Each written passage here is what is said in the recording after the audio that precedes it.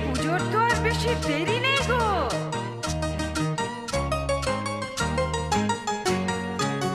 ঠাকুরজি কেমন তোমার ভাই লিখেছে পুজোয় ছুটি নাই, পুজোতে আসবে না বাড়ি। ঠাকুরজি কেমন তোমার ভাই লিখেছে পুজোয় ছুটি নাই, পুজোতে আসবে না বাড়ি। বলো তো লাগে কেমন, বোঝালে বুঝে কি